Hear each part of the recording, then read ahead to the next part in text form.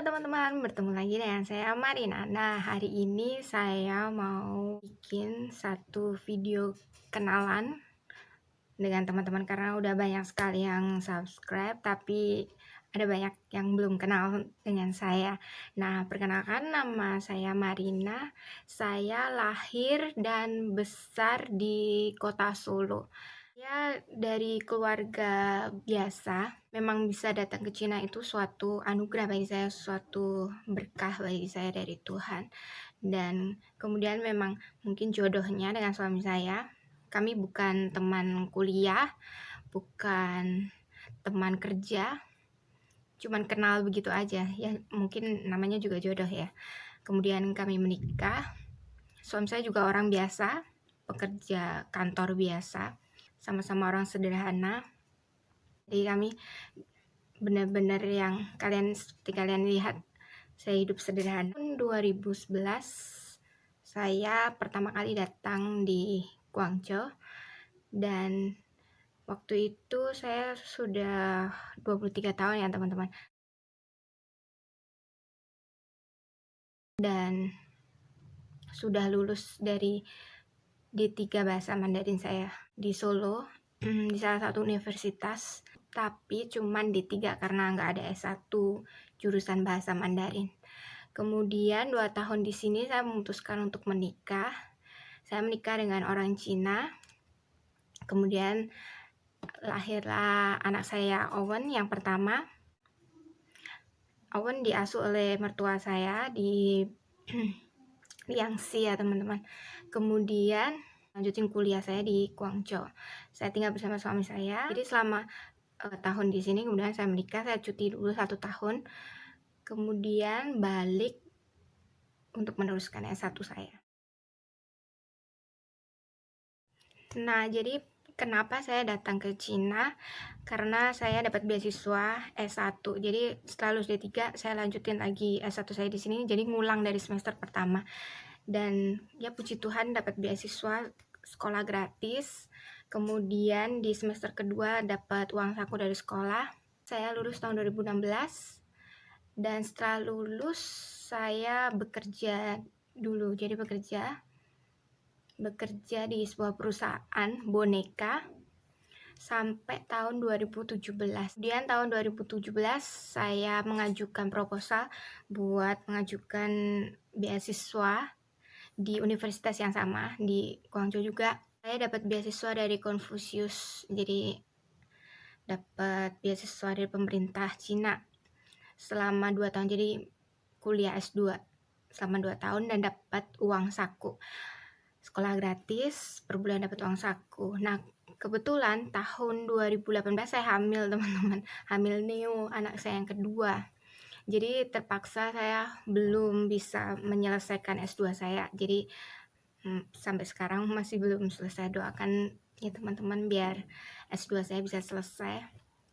Jadi bisa lulus S2 saya. Ya, jadi tahun 2019 bulan Maret saya melahirkan Neo. Saya urus Neo sendiri. Jadi meskipun saya yang anak pertama dibantu mertua saya, jadi anak saya Owen yang pertama diasuh oleh mertua saya, jadi mereka bantu untuk mengasuh Owen ya. Kalau si Neo saya mau urus sendiri. Jadi di sini saya jadi ibu rumah tangga. Jadi pelajar iya, ibu rumah tangga iya. Terus ada yang nanya kan, pendapatan dari mana? Dan saya bukan orang yang bergantung dari suami ya teman-teman, bukan tunggu nafkah dari suami bisa hidup, nggak maksudnya hidup bukan karena dinafkahi suami baru bisa hidup. Jadi meskipun saya ibu rumah tangga, saya juga ada pekerjaan sambilan, ya jualan dikit-dikit lah, jualan boneka, jualan mainan. Saya ada buka di Shopee ya teman-teman, meskipun ya sedikit-sedikit lah mungkin rezeki ya. Tuhan masih ada rezeki bagi saya buat ya mendapatkan sesuap nasi, mendapatkan pundi-pundi untuk simpan, pokoknya ada penghasilan lah, puji Tuhan. Masih ada yang nitip barang, masih ada yang beli barang saya yang ada di Shopee. Jadi puji Tuhan sekali. Meskipun saya di rumah jadi ibu rumah tangga 24 jam sebagai ibu rumah tangga, ngasuh anak sendiri, nggak ada babysitter, nggak ada keluarga di sini. Suami juga nggak sepenuhnya bantuin, maksudnya cuman karena dia kan kerja di kantor ya, jadi mungkin karena capek gitu ya. Udah 10 tahun lebih saya ada di Cina, tapi meskipun saya sudah 10 tahun di sini, mungkin bahasa Mandarin saya masih belum bagus dan bahasa Indonesia saya semakin kacau, tapi ya masih bisa bahasa Indonesia, bahasa Jawa masih bisa, karena saya orang Solo asli, lahir dan besar di Solo, orang Solo asli. Nggak bisa, udah 23 tahun saya tinggal di Solo, jadi nggak mungkin hilang itu logatnya. Jadi kalian setiap kali ngeliat video saya mungkin ada logatnya, agak logat Jawa yang agak mungkin agak lucu, mau dimaklumi ya teman-teman. Campur-campur karena sama keluarga masih ngomong bahasa Jawa. Saya anak ketiga dari 3 bersaudara. Jadi saya punya kakak pertama itu cowok, kakak kedua tuh cewek. Nah, karena saya anak terakhir ini teman-teman, dan karena anak bontot jadi ada kakak cowok ada cewek, jadi di rumah itu kayak ada ya syukur, nggak ada ya nggak apa-apa gitu, merasa gitu. Jadi kayak di apa ya, istilahnya memang dari kecil udah kayak apa sih, untul bawang kalau bahasa Jawanya, untul bawang. Jadi apa-apa udah ada orang tua, jadi papa mama saya masih ada, puji Tuhan. Terus kakak saya juga masih ada, jadi apa-apa yang mereka yang kerjain. Jadi pertama kali saya ke Cina tahun 2011, waktu itu deg-degan juga karena anak terakhir. Waktu itu karena udah lulus kuliah, saya pas lulus kuliah, jadi tahun terakhir di 3 saya udah dapat pekerjaan teman-teman. Jadi pekerjaan saya itu guru Mandarin, jadi kayak ngajarin anak-anak SD, anak-anak kecil gitu bahasa Mandarin, tapi cuman kayak guru pendamping gitu. Jadi di satu bimbel di Solo, di dekat balai kota itu ada satu bimbingan orang Hong Kong ya, dosennya orang Hong Kong. Jadi saya bantuin gitu, ngajarin anak-anak, yang nggak ngajarin sih, pokoknya ya nemenin anak-anak itu belajar bahasa Mandarin. Bayangin 2011 dengan gaji 1 juta itu menurut saya sih lumayan ya, karena saya pernah kerja waktu lulus SMA itu gajinya cuma di 450.000 di pabrik kaos. Iya, jadi staff itu teman-teman. 450.000 itu waktu saya lulus SMA. Kemudian saya berhenti 2 tahun kan, nggak kuliah dulu, baru tahun 2018 saya lanjutin kuliah, dan lulus kuliah 2011 saya kerja, dan puji Tuhan digaji 1 juta per bulan, dan itu pun nggak full seharian kerja, cuman sore sampai malam atau kadang siang sampai sore gitu, sampai maghrib, nggak full seharian. Dan waktu itu untuk memutuskan datang ke Cina itu benar-benar yang sangat berat sebenarnya, cuman karena cita-cita saya memang dari kecil pengen kuliah di luar negeri, jadi saya benar-benar waktu itu masuk di D3 Bahasa Mandarin di Solo itu memang tujuannya memang pengen kuliah di Cina. Memang memang itu udah cita-cita saya. Jadi pas waktu itu udah punya pacar, pacarannya lama, udah hampir 7 tahun waktu itu. Jadi udah punya pacar, siap nikah gitu istilahnya.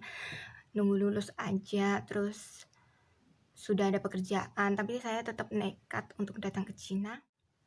Saya tetap nekat untuk datang ke Cina, padahal waktu itu papa saya sebenarnya nggak ngizinin ya, karena ya udah punya pekerjaan, terus sudah punya pasangan. Kenapa udah umur waktu itu udah 23 tahun, kenapa masih mau sekolah di Cina gitu, kayak udah terlambat gitu, udah gede, mending nikah aja kayak gitu. Cuma saya tetap ngotot karena itu cita-cita saya sejak dulu. Tapi akhirnya papa saya ngizinin, mama saya ngizinin, keluarga mendukung sekali. Datanglah saya dan pertama kali ke luar negeri, pertama kali meninggalkan orang tua, pertama kali tinggal jauh dari orang tua, karena sebelumnya tuh belum pernah saya tinggal di luar kota atau di luar negeri, itu belum pernah teman-teman. Jadi waktu itu bulan September 2011 saya dari Solo naik pesawat ke Malaysia. Jadi rombongan gitu yang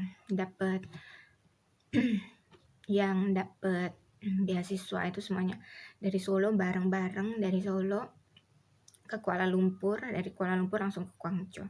Nah waktu ke Guangzhou itu kita visanya tuh masih visa travel ya, masih visa libur gitu, liburan.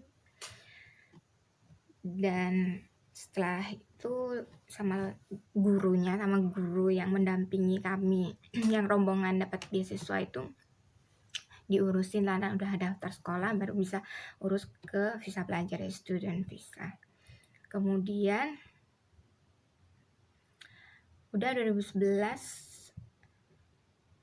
masuklah saya di S1. Waktu itu memang tujuannya memang pengen kuliah di Cina, jadi bukan karena istilahnya apa, bener-bener yang waktu itu pengen lihat Cina tuh kayak apa gitu, dan pengen sekolah ngerasain aja, dan nggak taunya dari awal-awal sih memang pelajarannya memang mudah ya, tapi setelah udah setahun gitu udah merasa berat dan mulai merasa aduh jauh dari orang tua nih, pengen pulang gitu rasanya.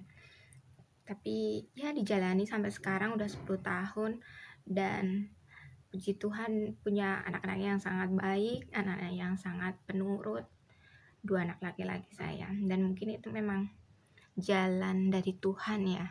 Saya juga nggak tahu, kan waktu itu saya pikirnya udah lulus S1, udah balik Indonesia, udah gitu ngajar gitu, jadi guru bahasa Mandarin, tapi nggak taunya lulus kuliah malah, sebelum lulus kuliah malah udah dapat jodoh dulu, ya yang menikah sama orang Cina gitu.